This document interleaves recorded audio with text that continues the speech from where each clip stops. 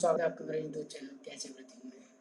आज हम इस वीडियो में यूपी बीएड के एंट्रेंस एग्जाम के जो फर्स्ट पेपर था उसके सॉल्यूशन के बारे में जानेंगे। जैसे पता है आपको कि 9 अगस्त 2020 को बीएड का एग्ज़ाम हुआ है और पेपर को जमा कर लिया गया है और कुछ मेरे पास क्वेश्चंस आए हैं उसके अकॉर्डिंग मैं सॉल्यूशन प्रोवाइड करने वाला हूँ इस वीडियो में। तो इस पेपर फर्स्ट है, पेपर फर्स्ट में आपका जीएस और हिंदी आएगा। तो इसके सॉल्यूशन है, देखते हैं और काफ़ी हो सके तो हेल्प करे मेरे जो भी है। मैंने जो भी इसके आंसर दिए हैं वो क्वेश्चन जिस हिसाब से भेजा गया उसके अकॉर्डिंग दिया है, तो आप थोड़ा सा एडजस्ट कर लीजिएगा अगर कुछ डिफरेंस हो तो थोड़ा। तो जैसे कि आपको पता ही 9 अगस्त को ये हुआ है, तो इसमें समान अध्ययन पहले लेते हैं हम। तो शिफ्ट फर्स्ट में जो पहला पेपर 2 पेपर हुए थे, पहले शिफ्ट में 2 भाग में था। 50 नंबर की समान अध्ययन आया था और 50 नंबर की हिंदी। तो 50 नंबर की जो समान अध्ययन है उसको देख लेते हैं। तो इसमें क्वेश्चन इधर उधर हो सकते हैं क्योंकि सबने क्वेश्चन जो भेजे हैं वो सीरियल वाइज नहीं है, एकदम पेपर के अकॉर्डिंग। तो मैंने अपने अकॉर्डिंग लिख लिया है जो भी मुझे क्वेश्चन मिला है। तो एक क्वेश्चन आया था इसमें, पहला क्वेश्चन मेरे अकॉर्डिंग जो है कंट्रोल प्लस वी क्या होता है। तो इसमें 4 ऑप्शन होंगे, उसमें से एक ऑप्शन होगा जो मैं बता रहा हूँ और इसका आंसर भी वही है। तो कंट्रोल प्लस वी क्या होता है, इससे क्या होता है, इससे होता है पेस्ट। जब आप कोई भी फाइल जो है कंप्यूटर में कॉपी करते हैं तो उसको जो दूसरी जगह जहाँ पे लेके जाते हैं वहाँ पर कंट्रोल प्लस भी अगर आप दबाएंगे तो वो पेस्ट हो जाएगा, यानी वो वहाँ पर कॉपी होकर चला जाएगा। दूसरा क्वेश्चन है संविधान को कब अपनाया गया। देखिए, तो ये क्वेश्चन जो है जो थोड़ा सा पूरा क्लियर नहीं पता है कि ये क्वेश्चन था क्या। तो संविधान को कब अपनाया गया था, कि ये बोला गया है कि संविधान को कब इंगित किया गया, अंगीकृत किया गया। तो अगर अंगीकृत पूछा गया है तो वो 26 नवंबर 1949 होगा। लेकिन अगर ये पूछा गया क्वेश्चन कि संविधान को कब अपनाया गया तो ये आपका 26 जनवरी 1950 होगा। और तीसरा क्वेश्चन है पहली महिला पुलिस महानिदेशक कौन थी। तो अगर पूछता क्वेश्चन में कि पहली महिला आईपीएस कौन थी तो वो किरण बेदी होती, लेकिन इसने पूछा पहली महिला पुलिस महानिदेशक तो वो होंगी आपकी कंचन चौधरी भट्टाचार्य।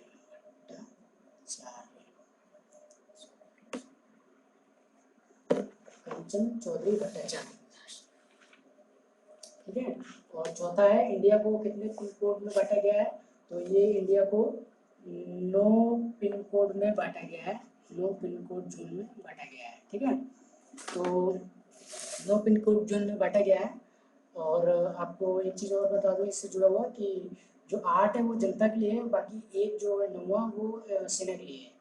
पांचवा है मूल अधिकार कौन से भाग में आता है। मूल अधिकार भाग 3 में आता है, भाग 3 में आता है। सर्व शिक्षा अभियान कब लागू हुआ था। तो सर्व शिक्षा अभियान जो है ये हमारे संविधान के 66वां जो अमेंडमेंट हुआ था, संविधान संशोधन, उसके अकॉर्डिंग ये सन 2000 से 2001 में लागू हुआ था। सबसे बड़ी ग्रंथि लीवर, लीवर जिसको हिंदी में यकृत बोलते हैं, यकृत। दुग्ध उत्पादन को किस सन तक दोगुना करने का लक्ष्य है। ये करंट अफेयर का क्वेश्चन है, ये 2025 इसका आंसर होगा। एनसीईआरटी के वर्तमान अध्यक्ष कौन है। तो एनसीईआरटी के वर्तमान अध्यक्ष जो है वो है ऋषिकेश सेनापति। सर्वदाता ब्लड ग्रुप कौन सा होता है। तो सर्वदाता ब्लड ग्रुप में ऑप्शन था O negative, O plus, positive, A B positive, B negative. तो इसमें ओ नेगेटिव सही आंसर होगा आपका, ओ नेगेटिव जो है सर्वदाता ब्लड ग्रुप है। और 1918 का सत्याग्रह कौन से कथन से संबंधित है। इसके 4 कथन थे जिसमें मैं आपको बताता हूँ कि अगर जो मैं आंसर जानता हूँ उसके अकॉर्डिंग बता रहा हूँ, अगर वो ऑप्शन में होगा तो वो सही आंसर होगा।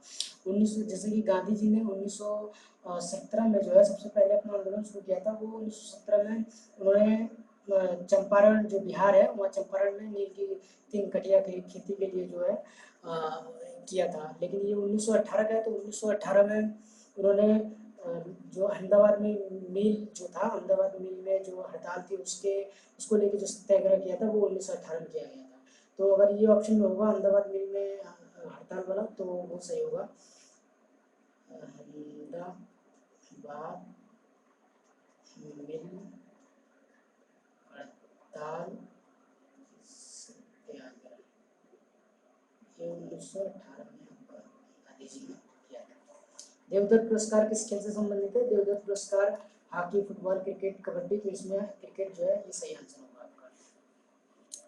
और इसका नेक्स्ट क्वेश्चन है the Hindu view of life किसने लिखी थी? तो ये सर्वपल्ली राधाकृष्णन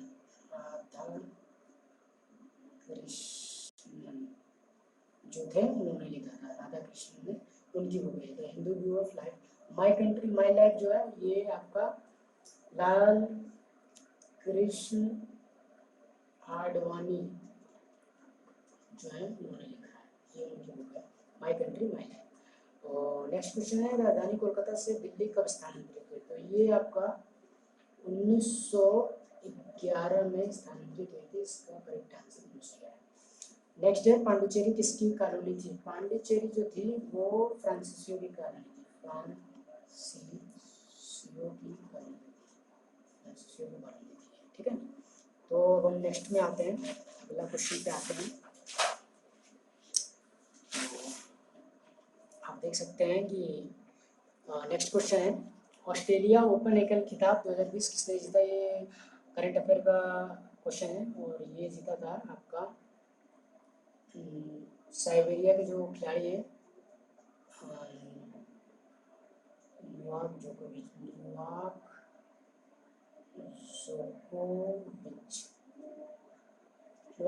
जो है उन्होंने ऑस्ट्रेलिया ओपन एकल खिताब 2020 जीत लिया है, साइबेरिया के खिलाड़ी हैं। राष्ट्रपति को शपथ कौन दिलाता है? तो राष्ट्रपति को शपथ जो है जो सुप्रीम कोर्ट के चीफ जस्टिस जो होते हैं, मुख्य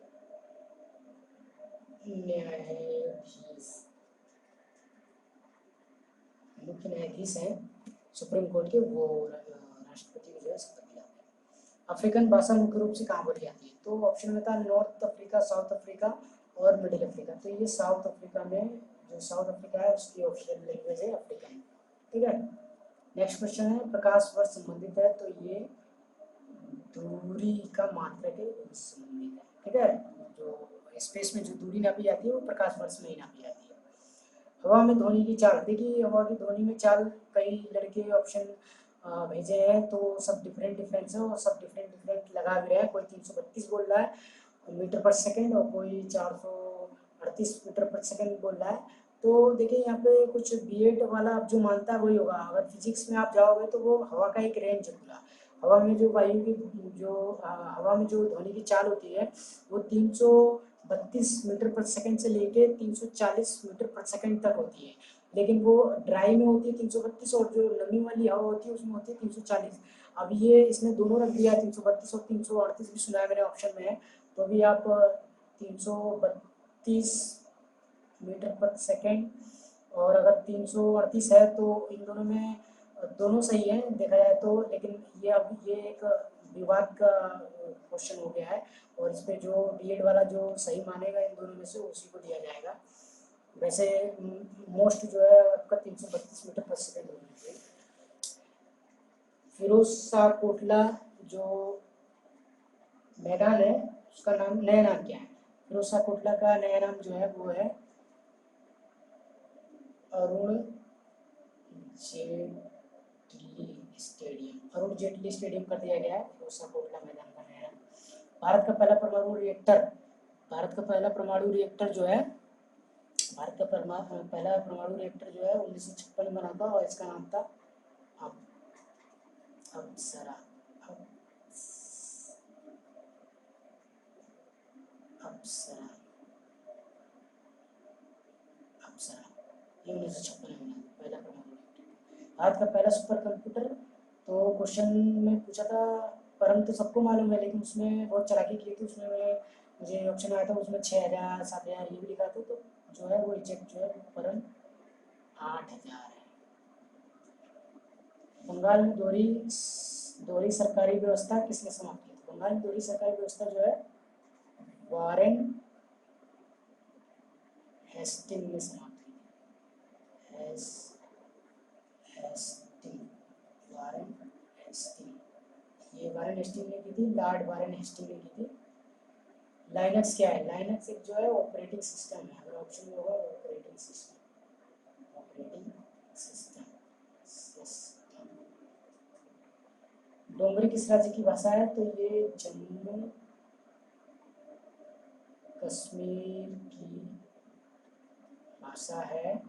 डोंगरी के राजा जम्मू कश्मीर के थे, नाम सुना होगा आपने। डोंगरी जो भाषा है वो जम्मू कश्मीर की है। वीडियो सेट कब लॉन्च हुआ था? तो ये आपका लॉन्च हुआ था 20 सितंबर 2004 को लॉन्च किया गया। नरेगा कब पारित हुआ था? तो नरेगा कब पारित हुआ था? ये आपका सितंबर 2005 में पारित हुआ था। अगर पूछा हो उसने कब लागू किया गया था उसको, तो ये आपका 2006 चला जाएगा। लेकिन नरेगा कब पारित हुआ था पूछा, तो ये सितंबर 2005 इसका करेक्ट आंसर है। 2014 के चुनाव के बाद बीजेपी ने कब शपथ ली? बीजेपी मतलब वही जो बीजेपी के जो मंत्री हैं, प्रधानमंत्री मोदी हैं, उन्होंने कब शपथ लिया था? तो 2014 का जब चुनाव हुआ था तो उसका रिजल्ट आ गया था 20 मई को। 26 मई को जो है 26 मई 2014 को इन लोगों ने शपथ लिया था। एशियन ड्रामा के लेखक कौन है? और एशियन ड्रामा के लेखक हैं, एशियन ड्रामा के लेखक हैं गुनार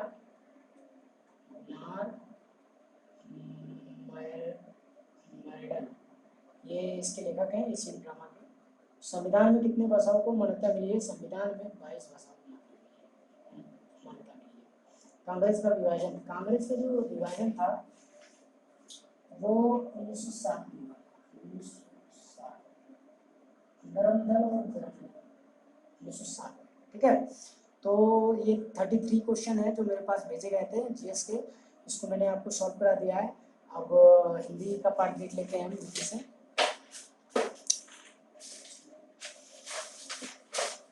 तो हिंदी के पार्ट पे आएंगे हम। हिंदी तो बीएड का एंट्रेंस एग्जाम है, तो हिंदी का देख लेते हैं। इसमें पावक संधि विच्छेद कौन सी जो पावक संधि, सॉरी ये क्वेश्चन ये था, क्वेश्चन ये था कि पावक में कौन सी संधि है? तो पावक में अयादी संधि है। कौन सी संधि है? अयादी संधि है पावक। और इसको अगर आप संधि विच्छेद तोड़ते हैं तो ये हो जाएगा प धन अक। तो आप लोग को पता है अप हो, अन हो, यन हो, नयन हो, ये सब अयादी संधि में आता है। तो अयादी इसका राइट आंसर है। ठीक है, नेक्स्ट है कि अली शब्द का अर्थ है। तो अली शब्द का ऑप्शन जो मेरे पास आया था उसमें एक था अली का जो शब्द का अर्थ था वो था भौरा और सखी। तो ये करेक्ट आंसर होगा। इस दोनों का अली का ये दोनों मतलब निकलता है भौरा और सखी।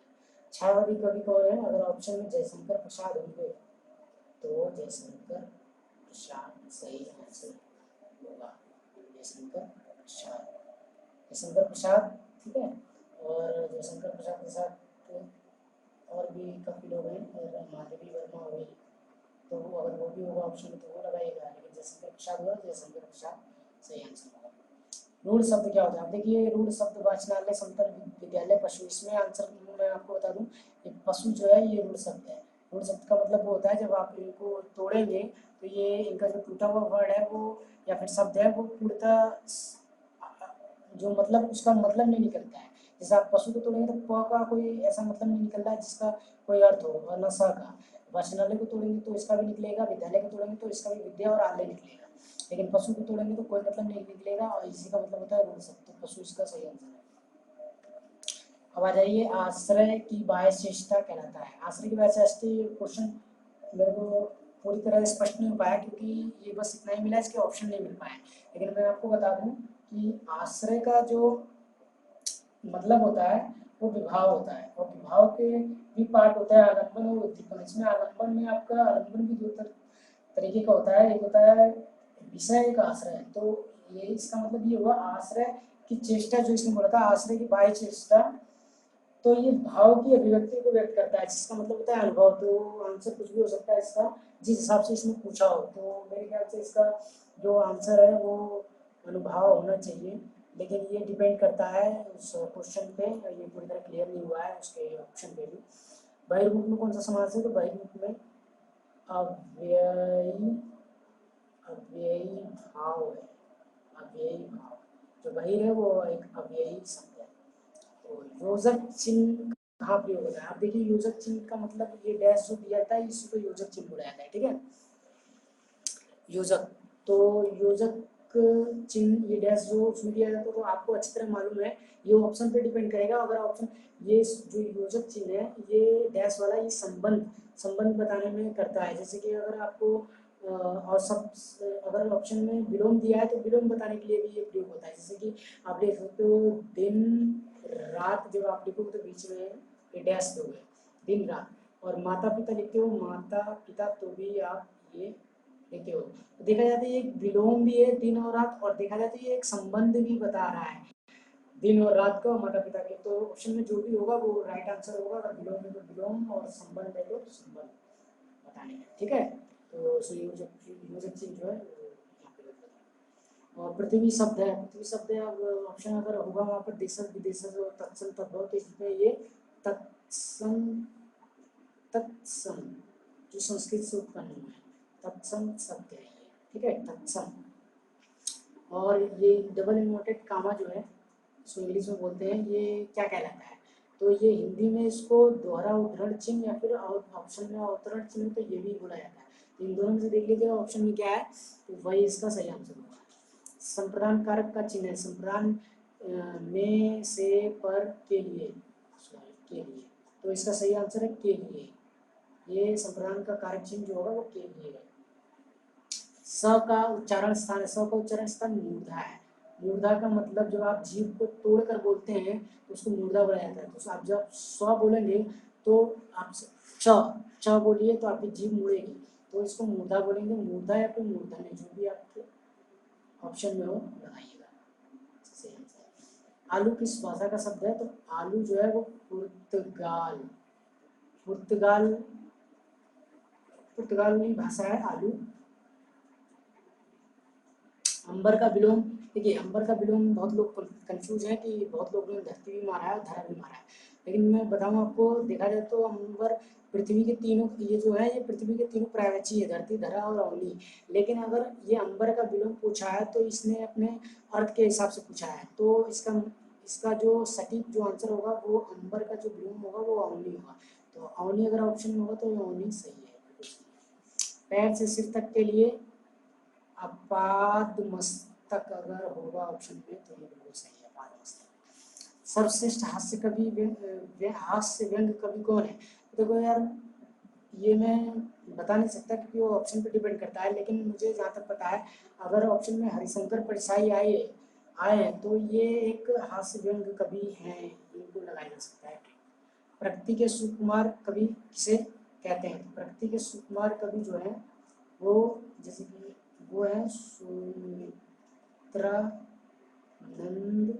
पंत, सुमित्रानंद। तो ये प्रकृति के सुकुमार कवि हैं।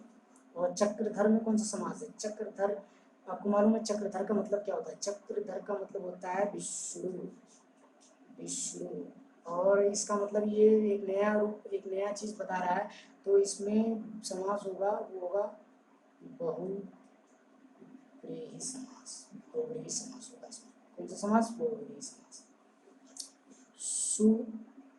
सूरदास, सूरदास की लेख की भाषा क्या थी, यानी साहित्यिक लेख की भाषा क्या थी। सूरदास जो है वो ब्रज ब्रज भाषा में साहित्य बोला करते थे और उसको लिखाया गया है ब्रज भाषा में। तो अब आ जाइए नेक्स्ट क्वेश्चन पे आते हैं, ठीक है।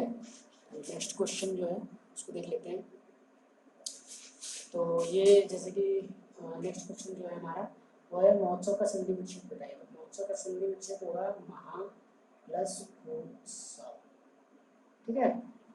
स्थायी भाव को उद्दीप्त करने वाले कौन होते हैं, तो स्थायी भाव को उद्दीप्त करने वाले जो है वो दीपन होता है, दीपन। ऑप्शन होगा तो ये सही आंसर है दीपन। भक्ति काल के सर्व प्रसिद्ध कवि कौन है, अगर भक्ति काल अगर देखो अगर दिया है उसमें ऑप्शन में तुलसीदास, तो तुलसीदास लगाओगे आप, लेकिन अगर ऑप्शन में तुलसीदास और कबीरदास दोनों दे दिया है तो अब ये बीएड वाला क्या मानता है उसको नहीं मालूम मुझे, लेकिन अगर तुलसीदास और कबीरदास दोनों दिया है तो आप कबीरदास जो है उनको लगा देंगे, कबीरदास जो है कवि है, ठीक है। उसके बाद अशुभ विरोध सूचक रंग कौन सा होता है? तो आपने देखा होगा कि जब भी कोई विरोध प्रदर्शन करता है तो ये किसी नेता का या फिर किसी को तो काली स्याही फेंकता है उसके मुंह पे या फिर काला पट्टी बांधता है, तो काला रंग जो है वो अशुभ माना जाता है। ठीक है, उसके बाद जो है रहीमदास किसके दरबारी कवि थे? तो रहीमदास जो है अकबर के दरबारी कवि थे। महाकाव्य में होता है, महाकाव्य में होता है, अच्छा ये ऑप्शन थे, ऑप्शन ले जाए किस तरह के। महाकाव्य में होता है जीवन के अंश का वर्णन, संपूर्ण जीवन का वर्णन, युद्ध का विस्तार वर्णन, युद्ध का संक्षिप्त वर्णन। तो इसका ऑप्शन नंबर 2 सही है, संपूर्ण जीवन का विस्तार से वर्णन किया जाता है इसमें, संपूर्ण जीवन का विस्तार से वर्णन किसी के संपूर्ण जीवन का। तो जैसे आप रामचरितमानस कि महाकाव्य जिसमें राम के चरित्र का पूरा वर्णन है बचपन से लेकर उनके मरण तक, तो संपूर्ण जीवन का वर्णन होता है महाकाव्य। और नेक्स्ट क्वेश्चन भी पूछा था, महाकाव्य को कितने भागों में बांटा गया है? तो महाकाव्य को 3 भागों में बांटा गया है। पहला जो होता है वो होता है काव्य को कितने भागों में बांटा गया? तो काव्य को 3 भागों में बांटा गया। पहला होता है महाकाव्य, दूसरा अगर क्वेश्चन यही है तो पहला महाकाव्य, दूसरा है खंडकाव्य और तीसरा जो है वो है मुक्तक काव्य। ठीक है, महाकाव्य में जैसे बता ही दिया है कि इसमें संपूर्ण जीवन का विस्तार होता है, खंडकाव्य में उसके कुछ जो युद्ध होते हैं जो विस्तार से उनका वर्णन होता है, और मुक्तक काव्य में कोई छोटा सा उसके जीवन का ये रहता है, कोई भी पहलू है उसको विस्तार से। छायावादी युग के प्रवर्तक कौन थे? देखो छायावादी युग के प्रवर्तक का वो ऑप्शन तो इसका क्वेश्चन में दिया नहीं, लेकिन अगर श्रीधर पाठक होगा तो वो सही है, नहीं तो जयशंकर प्रसाद आप आंख मिल के लगा दीजिएगा अगर ये ऑप्शन में होंगे तो। ठीक है, और नहीं होंगे तो अगर श्रीधर पाठक होंगे अगर इनके साथ तो आप श्रीधर पाठक लगा दो, जयशंकर प्रसाद फिर नहीं लगा। और प्रसारण का विलोम है, देखिए ऑप्शन पे डिपेंड करता है प्रसारण का विलोम, क्योंकि वहाँ पे संकुंचन अनुकुंचन कुछ भी दे सकता है। तो अगर प्रसारण का विलोम जो है तो संकुंचन है तो आप संकुंचन लगाएंगे, संकुंचन इसका विलोम हो जाएगा। कृपाण शब्द है, तो कृपाण जो शब्द है ये अब ऑप्शन पर डिपेंड करता है कि क्या दिया था उसमें, लेकिन ये कृपाण जो है आपका तत्सम शब्द है, तत्सम। ठीक है, तो आपने देखा कि इसमें भी 28 क्वेश्चन है, तो मैंने काफ़ी क्वेश्चन कवर किए हैं, लगभग 28 इसमें है और 33 उसमें है, तो कुल मिला के लगभग 60 क्वेश्चन मैंने आपको सॉल्व करा दिए यहाँ पर। अगर आपके पास और भी कोई क्वेश्चन हो और आपको अगर इसका आंसर ना मालूम हो तो आप मेरे इस चैनल पे कमेंट कर सकते हैं वीडियो पे और उस क्वेश्चन का आंसर पा सकते हैं। अभी मेरे पास जितना था लगभग 60 क्वेश्चन, मैंने हिंदी के 28-29 क्वेश्चन और उसके जीएस के 33 क्वेश्चन सॉल्व करा दिए पूरे। तो अगर आपको वीडियो अच्छा लगा तो इसको शेयर करें और चैनल को सब्सक्राइब करें। नेक्स्ट जो वीडियो पे बनेगी या फिर मैं वीडियो लाने वाला हूँ वो जो रीजनिंग के क्वेश्चन है और एप्टीट्यूड के